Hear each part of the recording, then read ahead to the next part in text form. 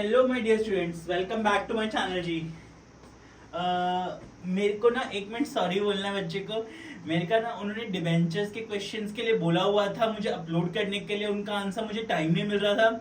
मैंने पहले फटाफट सॉल्व किए क्वेश्चन, सब मैं तुरंत अपलोड कर रहा हूँ। Firstly I am so sorry, मुझे थोड़ा सा टाइम का प्रॉब्लम हो गया, इसलिए मेरी डिबेंचर्स के क्वेश्चन में सॉल्व करके नहीं होता है। फटाफट मैं डाल रहा हूँ, आप लोग चेक करिए आपके ISC अकाउंट्स पेपर 2025 वाले। ठीक है, अच्छा आप लोगों को याद होगा थर्ड क्वेश्चन जिसमें हमारा डिबेंचर्स का हमें कैश बुक बनाना है, ठीक है ना, ये वाला। तो कैश बुक में सबसे पहले मैं बना रहा हूं इसका बैंक अकाउंट, जो मुझे नॉर्मली बैंक अकाउंट बनाना है। कैश बुक को आप बैंक अकाउंट भी बोल सकते हैं, कैश बुक भी बोल सकते हैं। मतलब हम जो एंट्रीज बैंक वाली करते हैं ना, ठीक है, वो आएंगी सारी इसमें कि कब हमारे पास पैसे आ रहे हैं। ओके, पर्टिकुलर रुपी, मैं कोई डेट का कॉलम नहीं बना रहा हूं इसमें। ठीक है, देखिए आप लोगों को ना ये क्वेश्चन टेक्निकल लगे होंगे कि टेक्निकल है। यहां देखते हैं सबसे पहले, कंपनी में विशेष कंपनी लिमिटेड ने 100 का डिवेंचर जो था प्रीमियम पे इशू करा 10%। मतलब कंपनी के पास टोटल 110 आने चाहिए पर डिवेंचर, 10% विद एप्लीकेशन। अब बहुत बच्चों ने किया होगा इसमें 110 का 10% किया होगा, नहीं, हमें इसी का फेस वैल्यू का ही करना है। तो 10 रुपीज आएंगे एप्लीकेशन पे, 50 रुपीज आएंगे हमारे पास अलॉटमेंट पे, 20 रुपीज फर्स्ट कॉल पे, तो 50, 20, 70, 10, 80 और बचे हुए 30 हमारे पास आएंगे सेकेंड कॉल पे। ठीक है, ये समझ गए। इस 50 में हमारा 40 प्लस 10 है, मतलब 40 अलॉटमेंट का और 10 प्रीमियम का। ठीक है, तो सबसे पहले हम लेते हैं, मैंने एक कैश बुक का यानी बैंक अकाउंट का परफॉर्मा बना दिया। अब सबसे पहले यहाँ पे मेरे पास पैसे आएंगे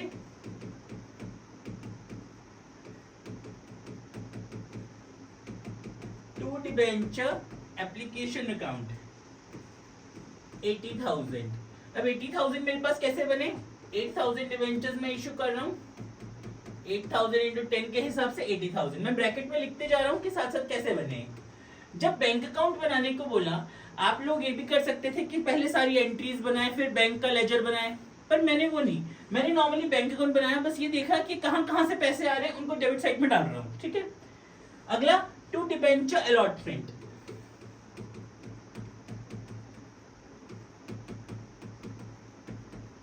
ठीक है, इसमें मेरे पास कैसे पैसे आ रहे हैं, 8,000 into 50, 8,000 debentures into 50, total premium मिला के मेरे पास इतने पैसे आ रहे हैं। एक डिबेंचर होल्डर था ना जिसके पास थे 200 डिबेंचर्स, ठीक है, उसने मुझे 200 इंटू 20, 200 इंटू 20 यानी कि 4,000 रुपए उसने मुझे पहले ही भेज दिए। 200 इंटू 20 उसने 4,000 मुझे पहले ही भेज दिए, तो प्लस 200 इंटू 20, तो यहाँ पे हो गया टोटल 4,04,000। ठीक है, चलिए ये भी ठीक है हमारा। अगला लेते हैं to debenture first call. Debenture first call पे हमारे पास कैसे आए पैसे, 20% विद द फर्स्ट कॉल। अब देखिए 8,000 डिबेंचर्स इंटू 20 यानी कि 1,60,000, अब आने चाहिए हमारे पास 1,60,000। पर आपको याद है वो 4,000 रुपए वाले तो डिबेंचर होल्डर ने मुझे पहले ही भेज दिए थे, तो वो तो दोबारा देगा नहीं। मतलब 1,60,000 माइनस 4, 8,000 इंटू 20 मेरे पास आने चाहिए, माइनस 200 इंटू 20, ये जो ऊपर पहले आ गए ना पैसे भी यहाँ माइनस हो जाएंगे क्योंकि अब दोबारा तो आएंगे नहीं मुझे। ठीक है, तो यहाँ आ गया 1,56,000 to debenture final call account 8,000 into 30 rupees के हिसाब से 2,40,000। ठीक है, चलिए ये हो गया, टोटल ले लिया हमने बाय, यहां आ गया हमारा 8,80,000। बिल्कुल ठीक आंसर है क्योंकि 8,000 इंटू 110 के हिसाब से हमारे पास टोटल पैसे बनने चाहिए, ये बन रहे हैं, ये यहीं पे लिख देंगे अब हम इसका by balance carried down 8,80,000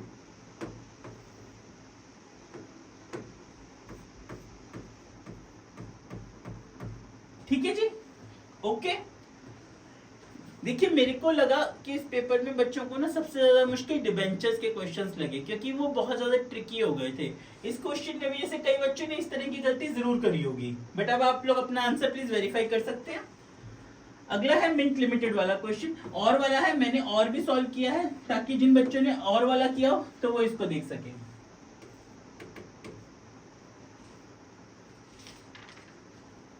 got it. इसमें सबसे पहले मुझे बोला interest on calls in advance account बनाने को। Date particular amount, date particular amount. इसमें मैंने डेट का कॉलम लिया है क्योंकि इंटरेस्ट डालना है।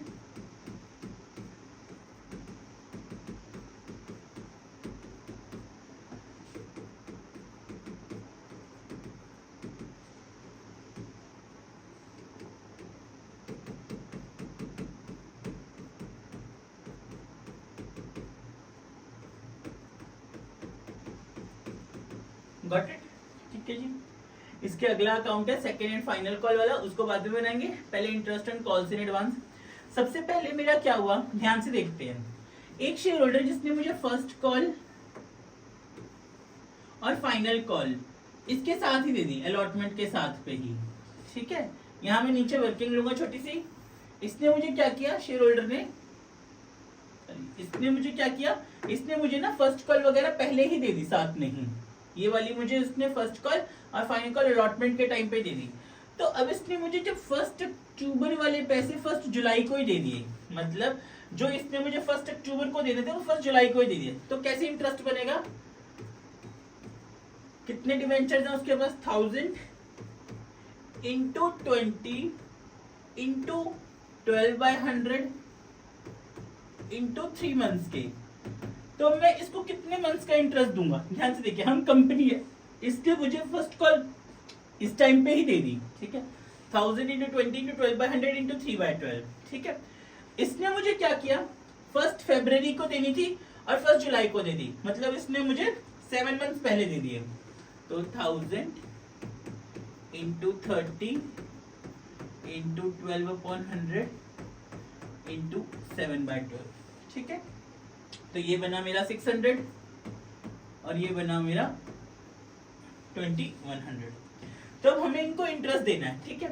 तो यहाँ पे अब हम डेट लेंगे, हम कौन सी डेट को इंटरेस्ट पे करेंगे, फर्स्ट फरवरी को। फर्स्ट फरवरी को हम इंटरेस्ट पे कर रहे हैं, फर्स्ट फरवरी 2024।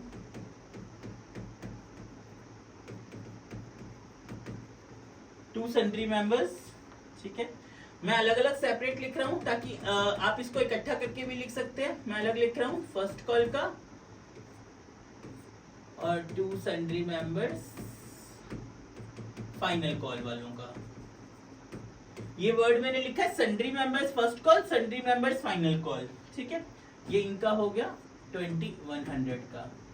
और साल खत्म होने पे 31 मार्च 2024 को यही मेरा इंटरेस्ट मैं डाल दूंगा P&L अकाउंट में।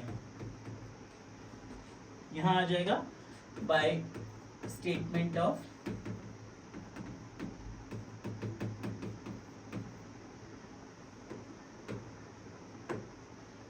P&L account.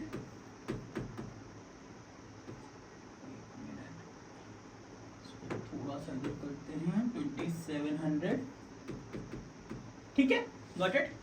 देख लीजिए इंटरेस्ट बना कैसे, 1000 डिवेंचर्स 20 पहले आ गए 3 मंथ्स का, पहले 1 जुलाई से यहां तक का लगा, फिर 1 जुलाई से यहां तक का लगा, ठीक है। Okay report. चलिए इसी का आप सेकंड अकाउंट भी बनाते हैं। हमें बोला है इसका second and final call account भी बनाना है।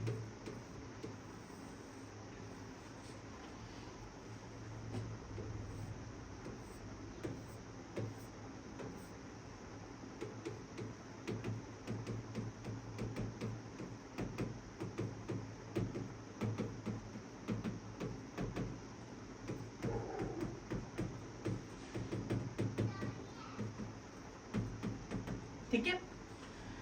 अब सबसे पहले देखिए मेरी डेट कौन सी है सेकेंड एंड फाइनल कॉल की, 1 फरवरी। मेरे पास कितने पैसे आने चाहिए, यहाँ पे लेंगे सॉरी पहले 1 फरवरी ड्यू की एंट्री, एंट्री होगी हमारी debenture second final call account debit to debentures account, तो आने चाहिए हमारे पास 2 डिबेंचर्स 1,50,000। कैसे आया हमारा 5,000 इंटू 30 के हिसाब से ये 30 बनेगा। 25 25 50, 50 भी 70 और 30 100। ठीक है, 1 फरवरी को फिर हमारे पास कितने पैसे आ जाएंगे। देखिए अब 1 फरवरी को ही ना मैं मांगूंगा नहीं, कितने नहीं मांगूंगा, 1000 इंटू 30 वाले से, 1000 इंटू 30 वाले से यानी 30,000 रुपए तो मैं मांगूंगा नहीं, क्योंकि उसने तो मुझे पहले दे दिए। बाय कॉल्स इन एडवांस 30,000 और बाय बैंक 1,20,000। ठीक है, डन हो गया जी, परफेक्ट। अब अगला आते हैं शाइला लिमिटेड वाला question.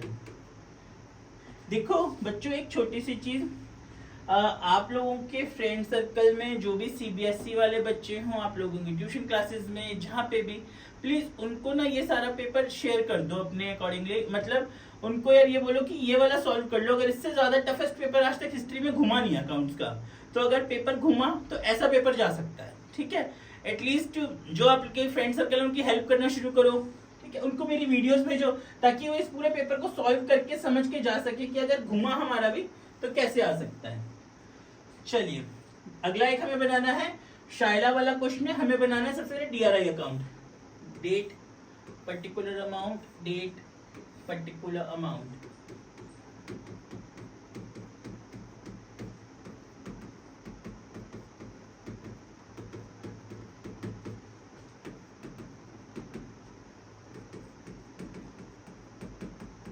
Debenture redemption investment account. ठीक है जी, और अगला एक अकाउंट बना लेते हैं इसके साथ में, interest on debenture redemption investment.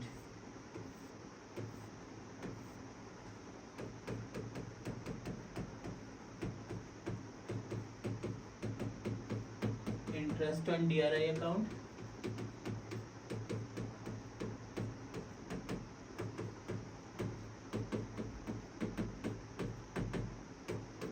ठीक है, अब सबसे पहले हमें बोला है, हाँ मेरी डेट आई 30 अप्रैल की, यहाँ पे नहीं सॉरी 1 अप्रैल 2023 को मेरे को ना एक डीआरआई बनाना है। इन्होंने बोला डीआरआर वगैरह तो बना हुआ, कुछ नहीं करना, डीआरआई बनाना है। मैंने कहा ठीक है जी, तो यहाँ आई 1 अप्रैल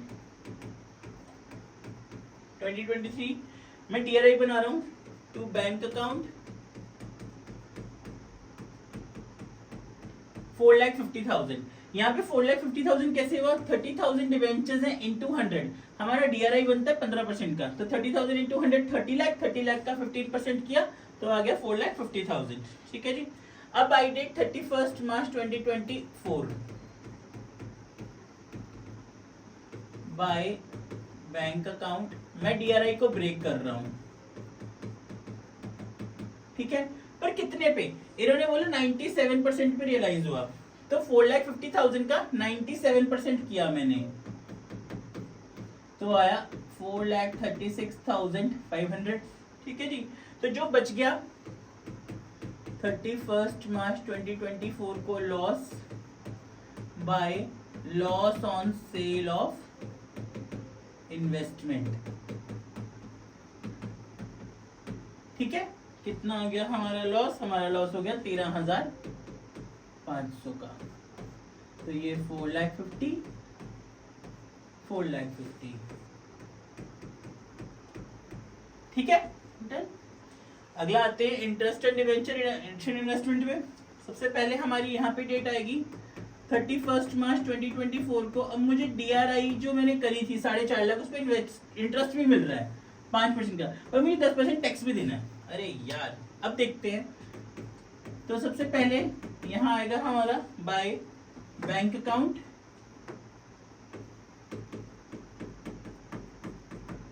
ठीक है, कितना अमाउंट आएगा हमारा 20,250। 31 मार्च को ही मुझे टैक्स भी लगेगा bye TDS collected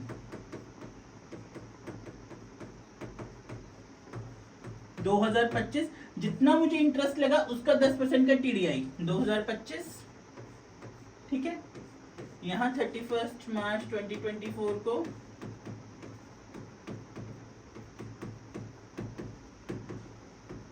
to statement of P&L account 22,500।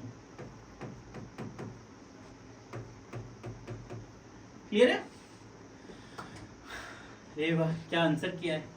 मेरे तो पेपर में 100 में से 100 आएंगे। नाइस। चलिए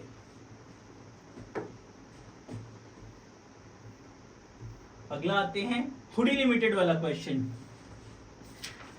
आप सबको बहुत डिफिकल्ट लगा होगा ना पेपर, नहीं रियलिटी में यार salute to all of you guys, बहुत बहुत डिफिकल्ट था पेपर, बट ना पेपर इज टेक्निकल, तो I am worried about the student CBSE students now, ठीक है। मैं एक और चीज शुरू कर रहा हूँ, मैं अपना नंबर दे रहा हूँ, इन डिटेल्स वगैरह सब मैं वीडियो में डालूंगा। आप लोगों को कोई भी सीबीएसई वाले बच्चों में आपका 26 का पेपर है, डाउट्स आते हैं, please send me in comments, मुझे व्हाट्सएप कर दो। जैसे भी I am not charging anyone from any Penney, single penny, मैं आपकी डाउट सबको क्लियर करके दूंगा। जैसे जैसे मुझे टाइम मिलेगा मैं आपके डाउट्स क्लियर करूंगा, ठीक है। मेरा एक एम है कि आप लोग पढ़ो और आपके डाउट्स लाओ मेरे पास, ठीक है। अगले आते हैं नोट्स टू अकाउंट्स वाला question, question number 6।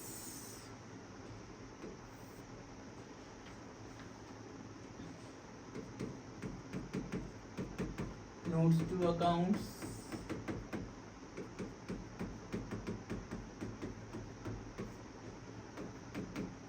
got it। सबसे पहला है ना, इसमें हम हेड बना रहे हैं नोट्स टू अकाउंट्स, इन्होंने बोला एक्सट्रैक्ट भी बनाना है, तो एक्सट्रैक्ट भी बनाऊंगा, पहले मैं नोट्स बना रहा हूं। लॉन्ग टर्म बोरोइंग्स वाला आपको याद होगा, उसमें ना मैं एक हेडिंग लिख रहा हूँ सिक्योर्ड लोन्स। सिक्योर्ड लोन्स क्यों? क्योंकि ना जो ये लॉन्ग टर्म बोरिंग्स में सिक्योर्ड लोन्स, ये वाला जो कोलैटरल सिक्योरिटी है, ये मेरा लोन वाला है, सिक्योर्ड है, ये वाला पोर्शन मेरा सिक्योर्ड है, क्योंकि इसके अगेंस्ट मैंने डिबेंचर्स को मॉर्टगेज किया हुआ है। तो हम कैसे लिखेंगे? सबसे पहले loan from bank of Baroda,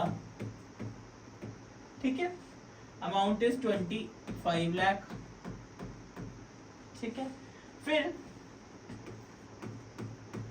20,000 6% debentures of 100 each,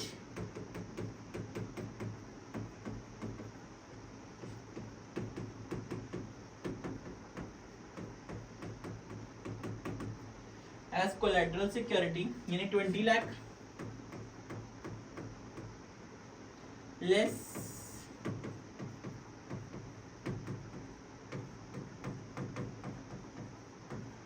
debenture suspense account 20 lakh, यहां आ गया डैश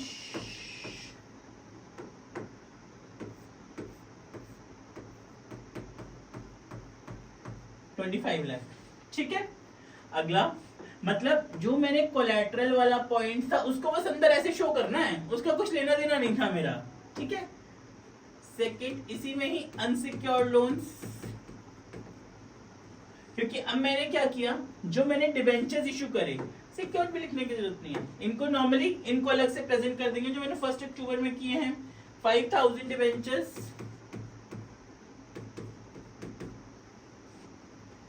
5,000 8% डिबेंचर ऑफ ₹100 ईच, इसको मैं लॉन्ग टर्म बोरिंग वाले में शो कर रहा हूं। ये कितने के लिए? मैंने 5 लाख के, ठीक है, डन।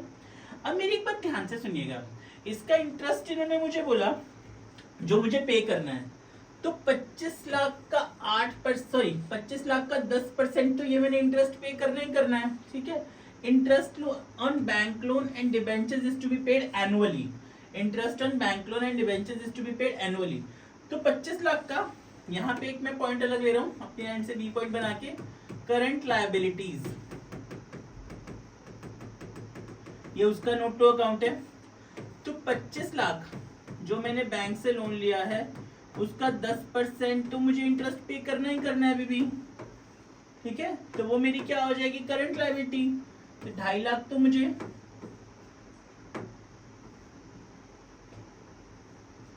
2.5 लाख तो मुझे पे करना ही करना है, ठीक है। उसके अलावा ये जो मैंने बैंक डिबेंचर्स वाला है, इनको भी तो इंटरेस्ट देना है। 5 लाख के डिबेंचर्स 8%,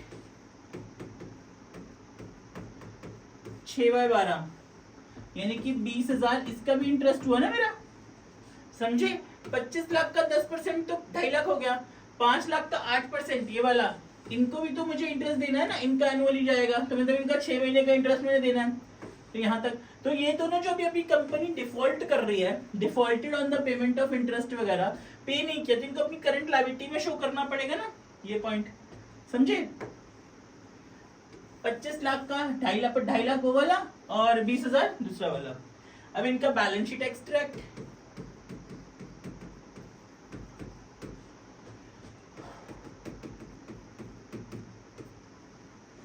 सब पानी पी लेते हैं।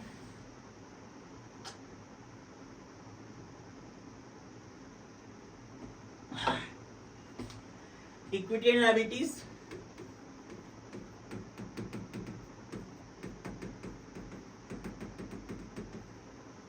इसमें आ गया हमारा नॉन करेंट लायबिलिटीज,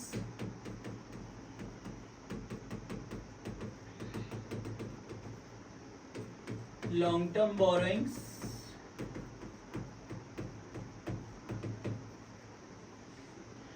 $30 लाख हो गई टोटल, और करंट लायबिलिटीज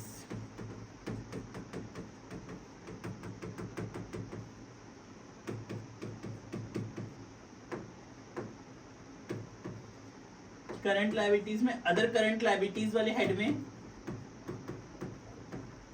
जो इंटरेस्ट अभी हमने पे करना है 2.5 लाख और 20,000 यानी 2,70,000। क्लियर है।